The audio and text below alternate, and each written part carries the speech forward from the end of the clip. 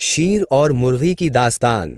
ایک گھنے اور وسیع جنگل میں، جس کے درخت آسمان سے باتیں کرتے تھے اور جہاں سورج کی کرنیں بمشکل زمین تک پہنچ پاتی تھیں، ایک شیر رہتا تھا۔ اس کا نام تھا شہباز۔ وہ اپنی طاقت اور دھاڑ کے لیے مشہور تھا۔ جنگل کے تمام جانور اس سے ڈرتے تھے۔ شہباز کو اپنی طاقت پر بہت گھمنڈ تھا۔ وہ سمجھتا تھا کہ اس کے سامنے کوئی بھی نہیں ٹھہر سکتا۔ ایک دن شہباز جنگل میں گھوم رہا تھا کہ اس کی نظر ایک مرغی پر پڑی۔ مرغی اپنے چھوٹے چھوٹے چوزوں کے ساتھ ایک کھلے میدان میں دانہ چگ رہی تھی۔ وہ ایک خوبصورت اور صحت مند مرغی تھی۔ شہباز کے منہ میں پانی بھر آیا۔ اس نے سوچا، آج تو بہترین شکار ہاتھ لگا ہے۔ شہباز آہستہ آہستہ مرغی کے قریب پہنچا۔ جب وہ بالکل قریب پہنچ گیا تو اس نے ایک زوردار دھاڑ ماری۔ مرغی اور اس کے چوزے ڈر گئے۔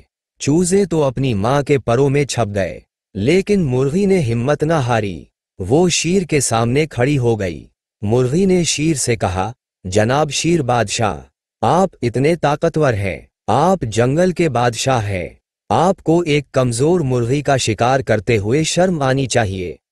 مجھ سے زیادہ طاقتور جانور جنگل میں موجود ہیں، آپ ان کا شکار کریں۔ شہباز ہنسا اور بولا، اے مرغی، تو مجھے کیا نصیحت کرتی ہے؟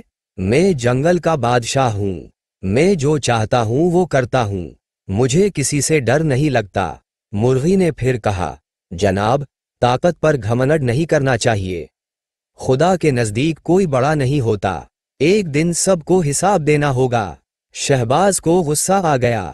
اس نے کہا، بس بہت ہو گیا، اب میں تجھے نہیں چھوڑوں گا، اور وہ مرغی پر جھپٹا۔ مرغی جلدی سے اڑی اور ایک بڑے درخت پر جا بیٹھی۔ شہباز نے پنجہ مارا، لیکن وہ خالی گیا۔ شیر غصے سے بولا، کہیں نہیں جائے گی تو میں تجھے پکڑ کر ہی رہوں گا۔ مرغی نے درخت سے نیچے دیکھا اور بولی، اگر اتنے ہی طاقتور ہو تو مجھے پکڑ کر دکھاؤ۔ شہباز درخت پر چڑھا، لیکن مرغی ایک شاخ سے دوسری شاخ پر اڑتی رہی۔ شہباز تھک ہار کر نیچے اتر آیا۔ اسے سمجھ آ گئی کہ مرغی کو پکڑنا آسان نہیں۔ وہ بہت شرمندہ ہوا۔ مرغی نے شیر سے کہا، جناب شیر بادشاہ، آپ نے اپنی طاقت کا بہت غرور کیا تھا، آج آپ نے دیکھ لیا کہ طاقت سے زیادہ عقل کام آتی ہے۔ شہباز نے سر جھکا کر کہا، اے مرغی، تیری بات سچ ہے، مجھے اپنی طاقت پر گھمنڈ نہیں کرنا چاہیے۔ میں نے آج ایک سبق سیکھا ہے۔ مرغی نے کہا، اگر آپ وعدہ کریں کہ کسی کمزور جانور کو نہیں ستائیں گے تو میں آپ کو معاف کر دوں گی۔ شہباز نے وعدہ کیا کہ وہ آئندہ کسی کو نہیں ستائے گا۔ مرغی نے اسے معاف کر دیا۔ اس دن سے شہباز کا غرور ٹوٹ گیا۔ وہ سمجھ گیا کہ طاقت سے زیادہ عقل اور رحم دلی ضروری ہے۔ اس نے سب جانوروں سے دوستی کر لی اور جنگل میں امن و امان قائم ہو گیا۔ سب جانور اب شہباز سے ڈرتے نہیں تھے، بلکہ اس کی عزت کرتے تھے۔ شہباز نے اپنی باقی زندگی عاجزی اور انکساری میں گزاری۔